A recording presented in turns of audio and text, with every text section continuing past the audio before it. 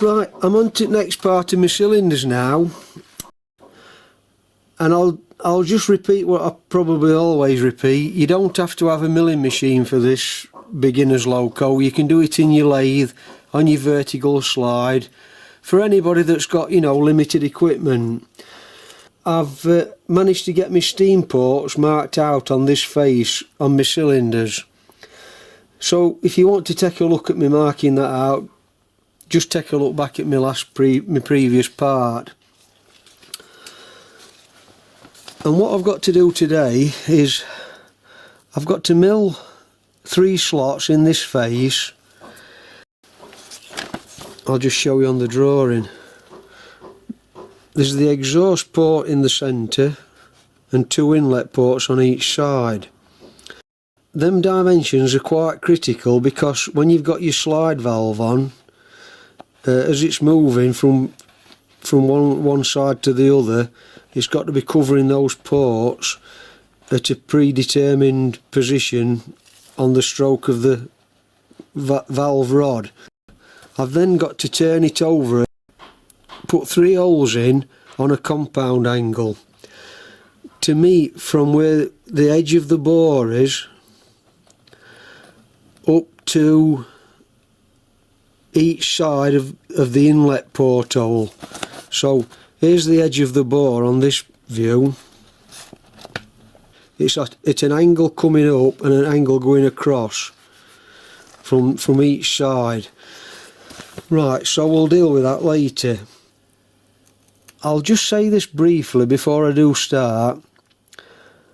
When you've got a milling machine that's fairly old and well used, you've got to be careful because you might not feel it, but you'll have play in your bearings, play in your slide, on your spindle, etc, etc. And although it might look as though it's running dead true, it might, once it gets the cut on, it might be slightly wandering very, very slightly and give you a bigger slot than your actual cutter is. Unless you've got an high precision machine tool, you've got to be careful. So I'll be going in with a slightly smaller slot mill, and then I'm going to open it up each side to get my required width. That way I'll know it's accurate. Because once you've plunged in with a cutter and it starts to just cut slightly big, there's no going back then. Too late, you've took the material out. Because this is a beginner's loco and it's aimed at people with limited equipment, etc., it does say there's a fair amount of tolerance for the connection of the steam ports, i.e. these 3 holes that we're going to drill in later up to these steam ports. These need to be accurate, and that's not a problem. It's just the connecting holes to them. There is a bit of tolerance there to play with, so don't get hung up about that too much. It actually says that in the book. So we'll get to that, we'll cross that bridge when we come to it. I'm going to set my cutters up now, and I'm going to cut this exhaust port first. 3/8 wide it is, by 9/16 deep, and I'm going to use a 5/16 cutter and then open it up each side. Right, I'll not do basic setting up with you, I've done that plenty of times in other videos. So I've got my milling cutter now in the centre of this 3/8 slot, which I'm about to cut. I'm using a 5/16 cutter, and I'm going to open each side out once I've got to my depth. You can see me marking out, I think from there, that line there, just in case you can't see that line. I'm not working to the line actually, I'm working to my dials, but just for your reference so you can see where I'm going up to. Right, I'm going to touch on, set my depth stop and move down to 9/16. I'm just going to take a 16th at a time.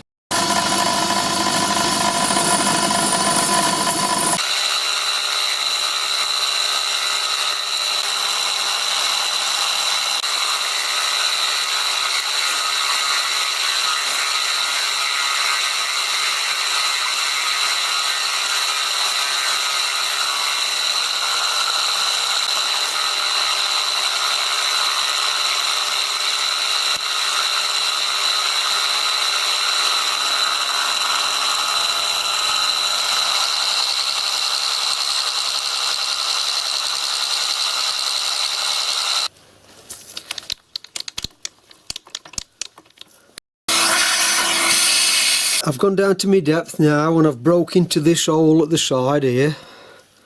That's my exhaust port. Finish up at, from the edge of the cylinder on both sides, 1.312. I'm going to move my table over, my y-axis. There's 30 thousandths to come off of this side. I'm going to plunge now down to the depth, take a cut across the full length, and then I'll take a measurement.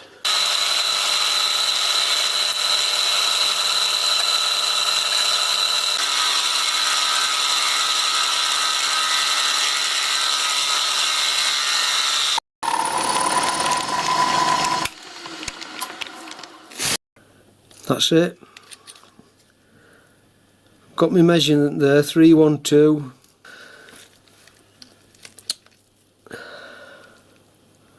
So the actual slot is 0.342 thousandths. And I've got to move over to this side now to take a cut up that phase. Yeah, I'll take 20 off. So I'm going to take my y-axis back to 0. That was my starting position in the centre, and then move over 20 thousandths.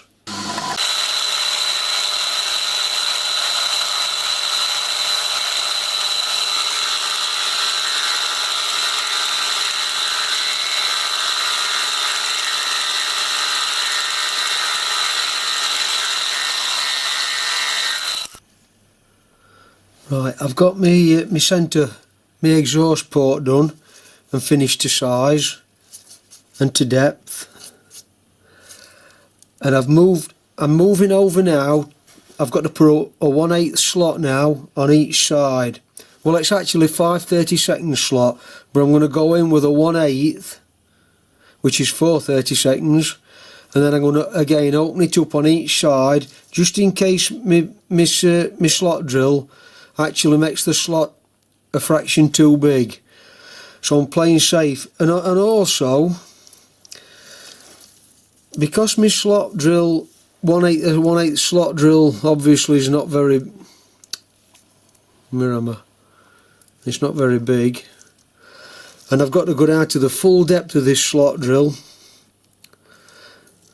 So what I'm going to do, I'm going to put a series of holes in just to take a bit of strain off of the slot mill.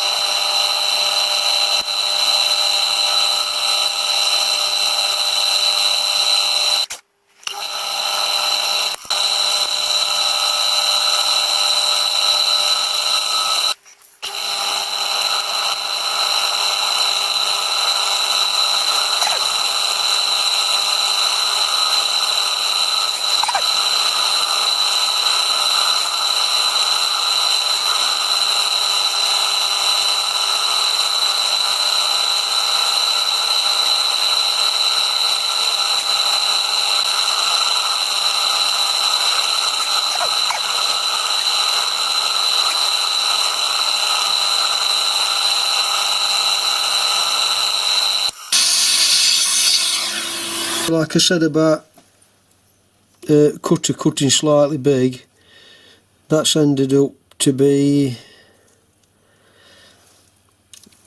4 to 5 thou big. So I've got to move over now, like I did with the bigger slot, approximately 14 thousandths each side of that slot. I've got to open it up, then that'll give me this dimension of 1 inch from this edge to this edge of that slot, and then this dimension from this edge to that edge, 5 30-seconds.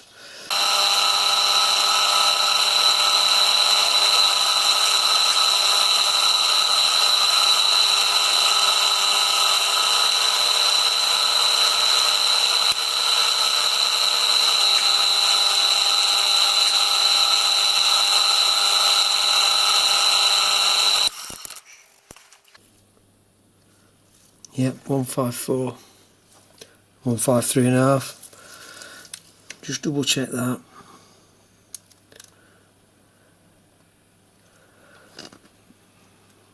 Sorry, I know it's upside down, but that's 1.5 inches, a thousandth. And then the other measurement in between the slots, 155. So it's within plus or minus a thousandth. Right, I've got to move over now to this other side and do exactly the same in this slot, in this port as this one.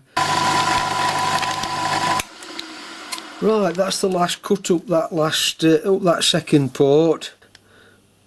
1 inch from edge to edge, from edge of cylinder to edge of that hole, and the actual slot 154.5.